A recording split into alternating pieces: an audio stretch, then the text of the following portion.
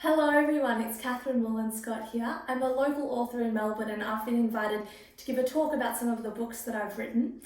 The story for me with writing probably began with reading because I fell in love with reading as soon as I could. I learned to read and I just started lapping up the books. And it was quite unexpected for my parents actually because I was a seriously boisterous child. I was so energetic I would drive them crazy. And whenever my mum would come home from work, she would just be bombarded at the door by me greeting her and telling her all about my day and da da da da.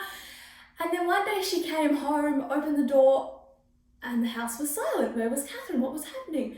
My mum tiptoed over to my dad and said, "Hey, William, is Catherine okay? Is Catherine sick? What's going on?"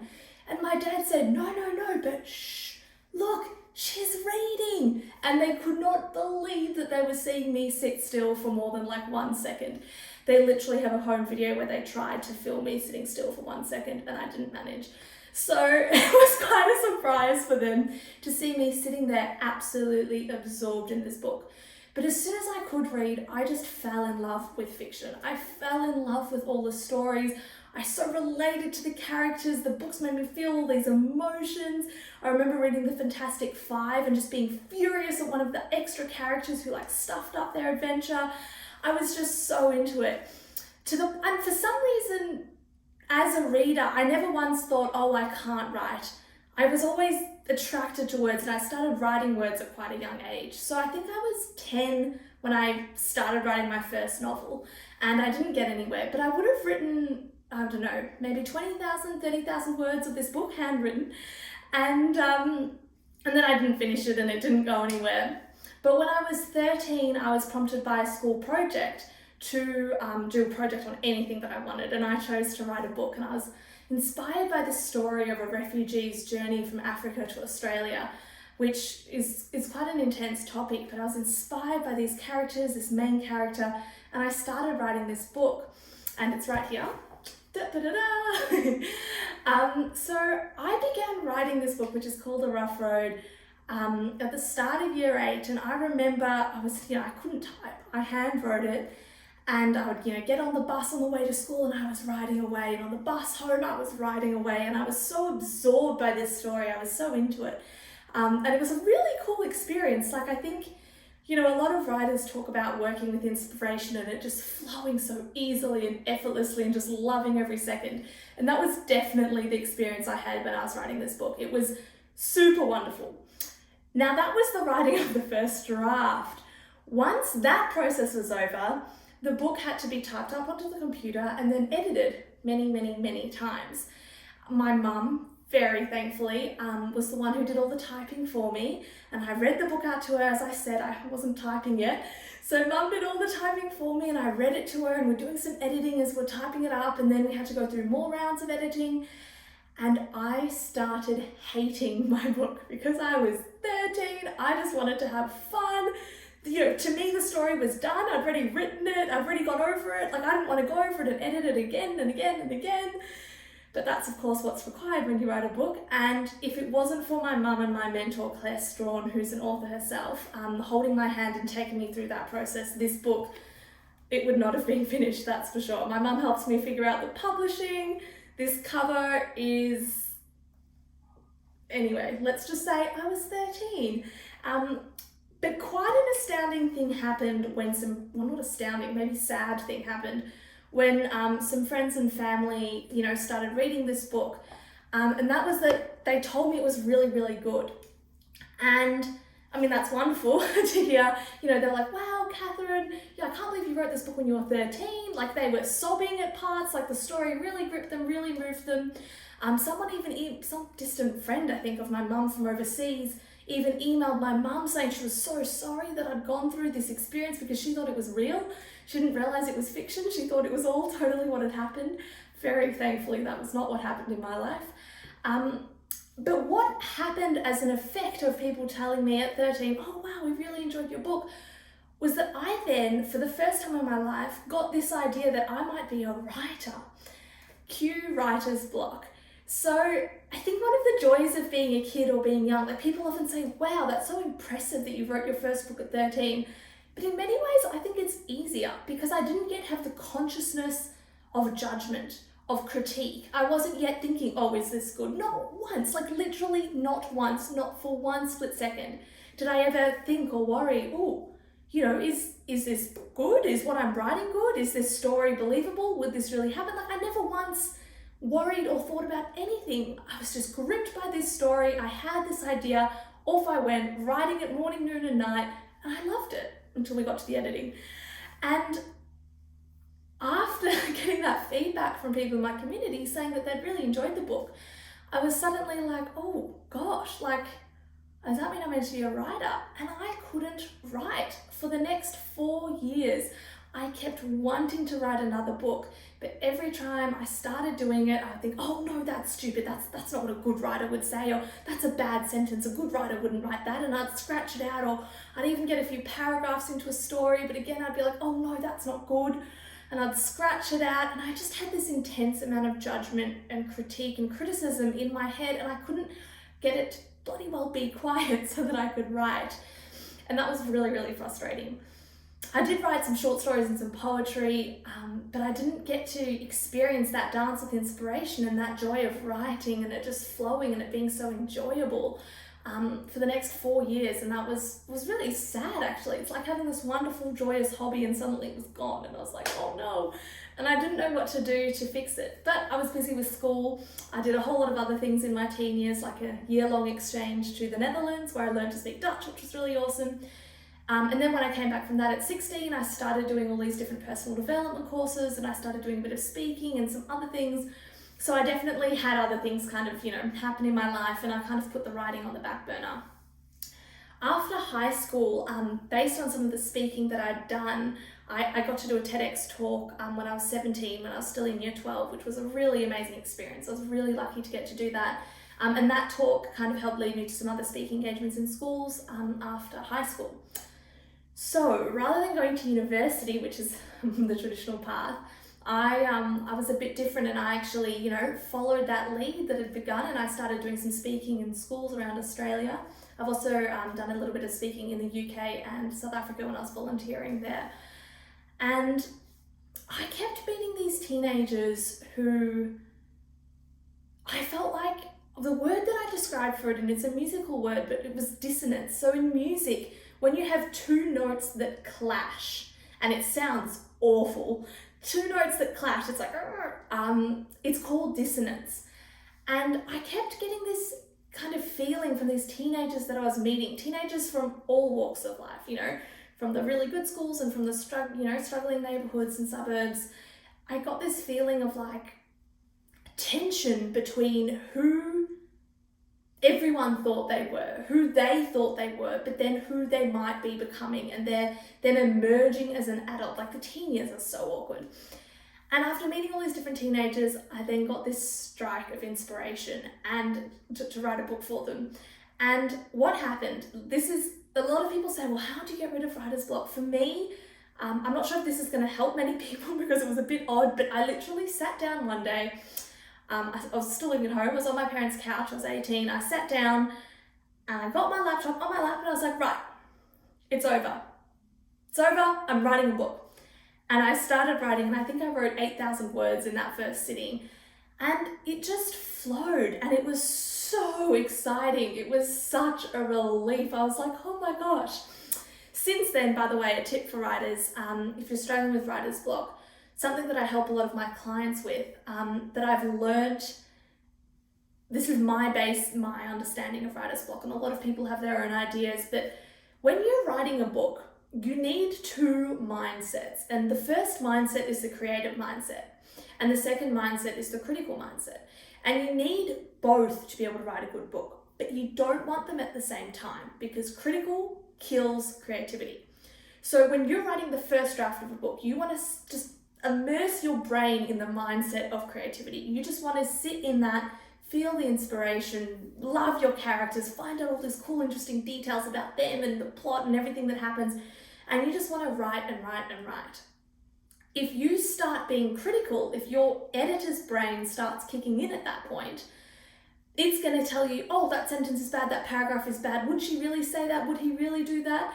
And you're just going to start doubting yourself, and you're going to get to the point where there's so many thoughts like that the creativity's gone and you're just frozen. You're blocked. So what I sometimes recommend to some of my clients is to, if they're writing on a computer, and most people do write books still, typing though, a few people are still writing by hand. I type now, by the way.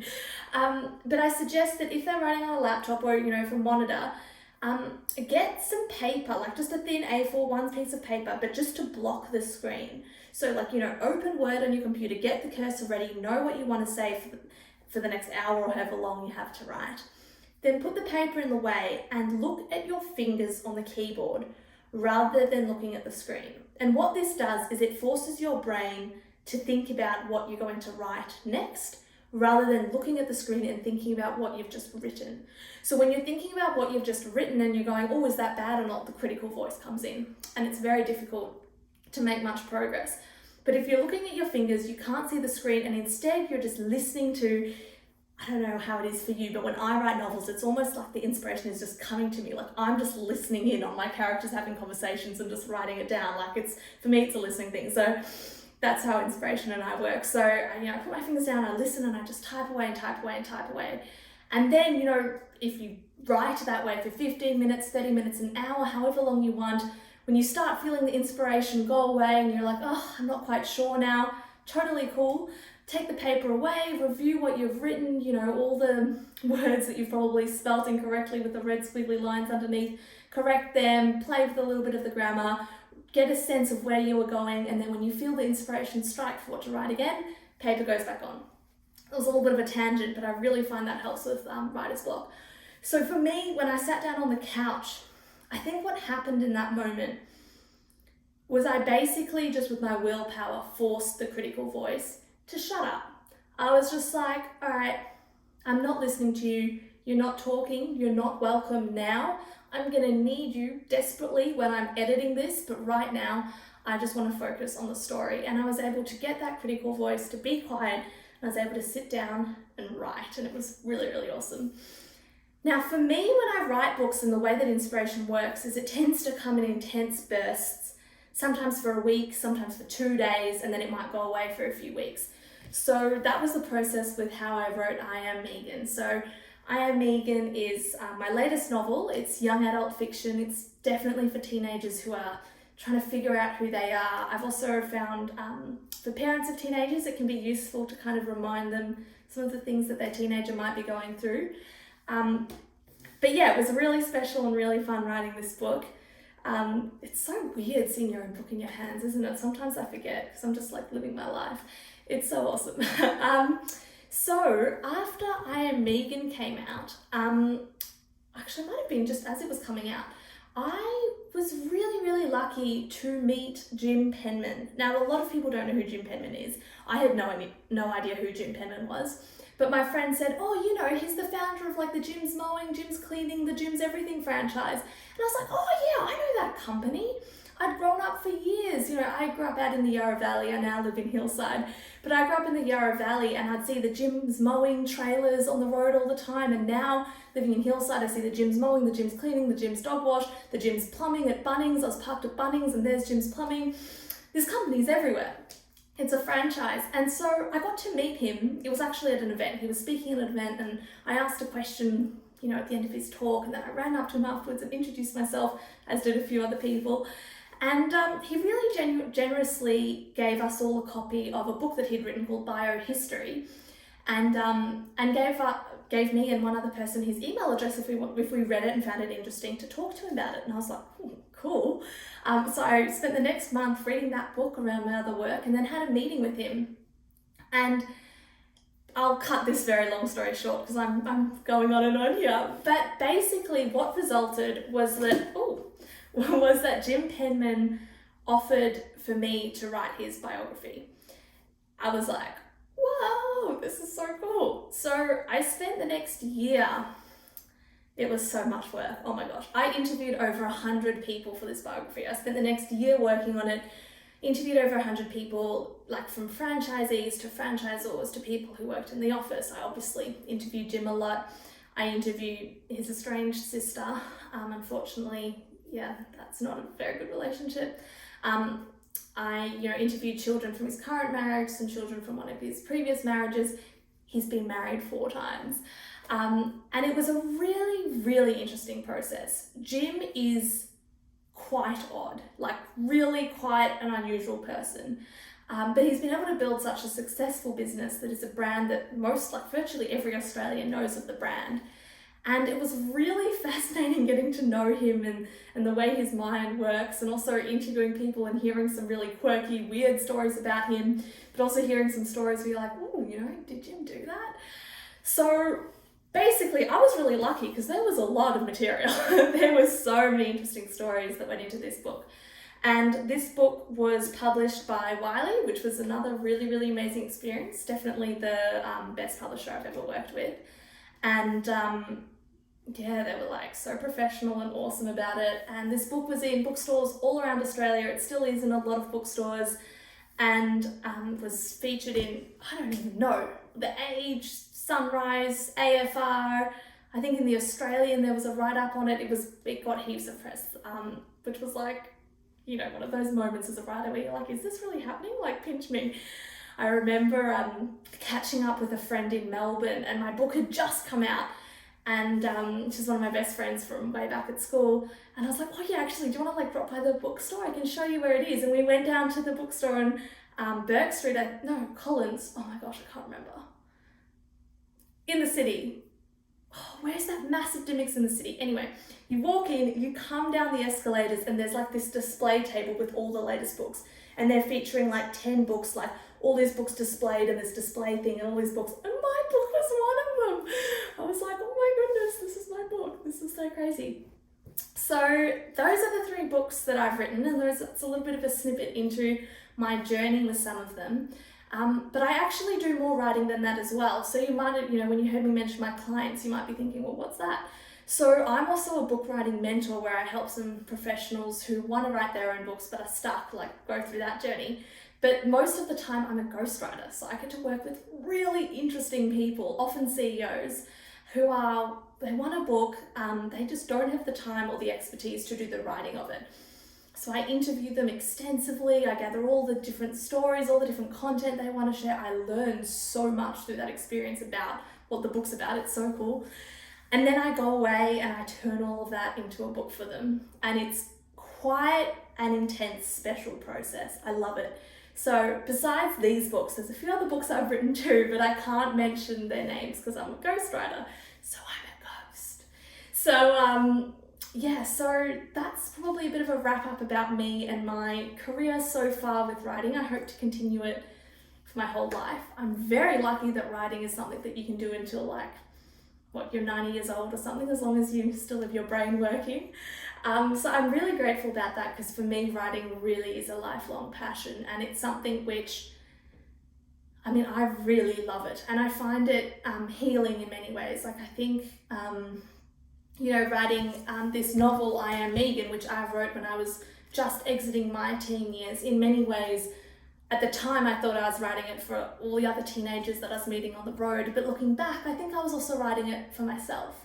And I think that that's one of the special things about writing, is that you get to dive into these topics which, can be quite fascinating and really about, the meat of life or the meaning of life. And you can dive into these intricacies about relationships and dynamics and things in such a real way with these characters that you learn to love, that you see as best friends.